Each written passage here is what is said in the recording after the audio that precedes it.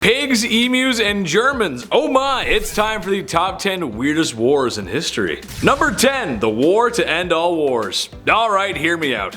Everyone knows about World War I, but that doesn't mean it wasn't weird. World War I was probably one of the weirdest wars to ever be fought, technologically speaking. To put this into perspective, the first successful flight of airplanes was by the Wright brothers. It had only been done 5 years prior. World War I is also noted for the first use of tanks, chemical weapons, just to name a few party favors. But perhaps the weirdest thing about World War I was the use of old war tactics against new war tech. It was quickly discovered that running directly into machine gun fire is bad for your health. Number 9. Just say no! Honestly, just a classic move. Great Britain, being broke, needed a new revenue stream. In total Pablo Escobar style, the British forced their way into China where they fought a war, and China was forced to cede over Hong Kong and other ports, along with letting Britain come in there and just sell all this delicious opium. It's weird because this is a similar tactic to what you'd see with cartels and gangsters, not a country. If old Ronald Reagan knew what was really happening during the Opium Wars, he'd be rolling around in his grave. Just say no, kids. Number 8, the Pig Wars. This is so weird it could only be real. So here's the rundown. After America had beaten Britain in the Revolutionary War, it was time for Manifest Destiny, expanding westward. The British were doing the same thing. They got to the Pacific West Coast and everything was cool, except for some islands not too far from the mainland. It was heavily debated on who owned these islands.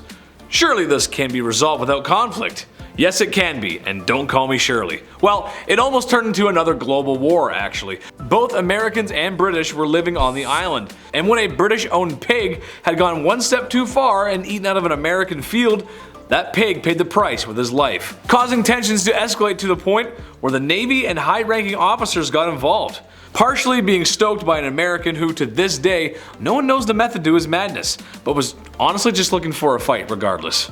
What a crazy guy. Shot a pig, we're gonna start a war. Number 7, the Anglo-Zanzibar War. Never heard of this one, I bet. And as a comedian, I can appreciate the comedic value of this war. Not that wars are funny, but trust me, you'll see. The Anglo-Zanzibar War was a military conflict fought between the United Kingdom and the Zanzibar Sultanate on the 27th of August, 1896. Good year. What's very unusual about this war is its length. No, not because it's still happening today in a technicality like the Korean War, but rather how quick it ended. The conflict lasted about 40-45 minutes. The British Navy began a cannonade at 9 a.m. and had destroyed a large amount of the Zanzibar force by 9:45, leaving only one British sailor injured. The leader of Zanzibar made his escape, and the British officially moved in. Brutally moved in as well, actually. It was an occupation, it wasn't good. Number 6. For the Emperor. This one is my personal favorite on the list, as it's a story too crazy to believe, but it is very true. Strap in for this one, folks. What do you call it when the war you were fighting ended 25 years ago, but the enemy still thinks it's on? Yep, that's right. If you don't know, this actually happened, and while not a new war per se, it is technically their own little war. What I'm referring to is the Japanese holdouts of the Second World War. In the Pacific Theater of War, Americans adopted a strategy called island hopping, which basically saw Marines clear out dug-in Japanese forces all throughout the many islands of the Pacific. When one was cleared out, they would move on to the next, and so forth and so forth. Except the thick jungles of these islands are good at hiding things, more specifically hiding Japanese soldiers who continued to fight World War II even though it was over years prior. Every few years or so, more soldiers would come out of hiding and surrender, but the most extreme case being Hiro Onoda, who was fighting the war for almost 30 years. From 1944 to 1974. During his time hiding, he raided and unalived local Filipino farmers. Next time you go to the jungle, just be careful. You don't know who's out there. Always watching, Mike Wazowski.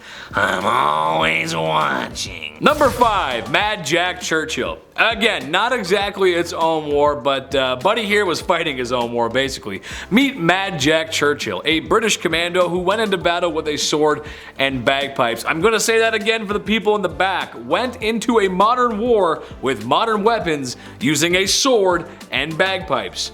When asked about his medieval ways, Jack replied with, "Any officer who goes into action without his sword is improperly dressed." To add to this already insanity that is Mad Jack Churchill, he holds the record, or title, for the last recorded longbow kill in history. That's insane. When in 1940 a poor German soldier met the business end of Jack's barbed arrows, his military career was very impressive, having become a commando and escaping capture from Germans later in the war. He would then marry his wife and stay with her happily ever after for 55 years. Why is there not a movie of that guy yet? There should be a movie of that guy. Number 4. The Football War. Everyone loves football, and next on the World Cup's coming home.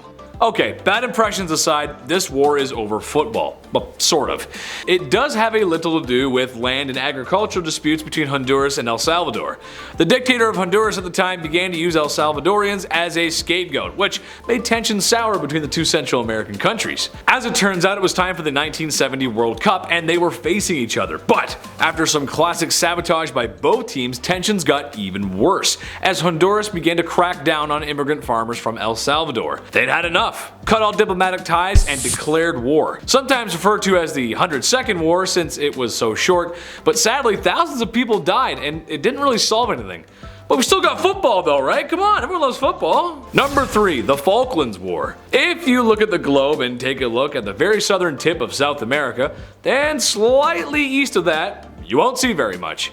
And that's because there isn't very much there. However, what is there is a very small island called the Falklands. It was colonized by Britain, France, and Spain in the 1700s, but because it was so far away, it wasn't really a top priority for any of the imperial powers. Everyone kinda had more important stuff going on. Well, fast forward a few hundred years and now Argentina wanted a piece of the action. Thinking taking the islands was going to be a cakewalk, Argentine forces took over. Britain, feeling like Argentina didn't respect the holy playground rule of dibs since they left a plaque on the island stating that it was theirs, went to war. A war which sadly did cost a few hundred lives. Today it's remembered for its losses and the leadership of Iron Lady Margaret Thatcher. Number 2. The enemy of mine enemy is mine friend. This is just too weird not to mention. May of 1945 was just a bad time to be a German evil mustache man. Actually, he was kaput, but the war still raged on. The weirdest battle of the month would have to be the Battle of Castle Itter. High-value French prisoners were being held in a castle that had been transformed into a prison. A small American force approached the castle when the Germans were spotted. The Germans immediately surrendered, and then offered to aid the Americans in liberating the French prisoners. Yep, that's right. Trouble is, there was a German SS force that wasn't going to let that happen. So, it was Americans and Germans versus some naughtier Germans. And after an intense firefight, the joint force would be victorious and the prisoners freed. Number 1. Second-rate ostrich. Any remaining Jedi will be hunted down and defeated. Any collaborators will suffer the same fate. That was terrible. Anyway, sorry, that's my Palpatine side coming through. Sorry about that, guys. This is gonna be the weirdest thing you're gonna hear all week. Okay, I'm willing to bet most of you folks at home have never heard of the Emu War, which may be because the Aussies don't want you to know about it, as it is a little embarrassing. But basically, this is how it went down. The Great Depression sucked for everyone. Australia was hit rather hard as they relied on agriculture exports. People just weren't buying. To make matters worse, there was an abundance of pests destroying crops. The worst of these crop eaters are knockoff ostriches, emus.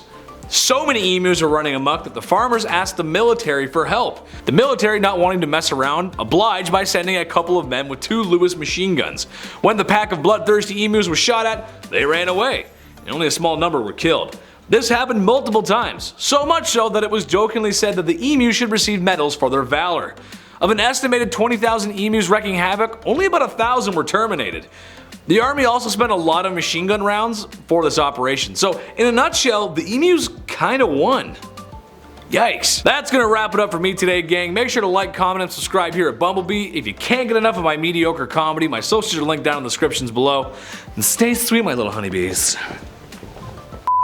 Alright, we're gonna talk about war. War's sick, war's cool, everyone likes war, dude. Everyone, let's go.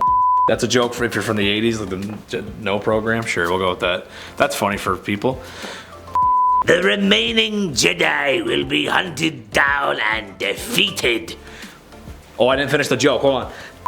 Hand in your paperwork. I'm sorry, Roz. Anyway,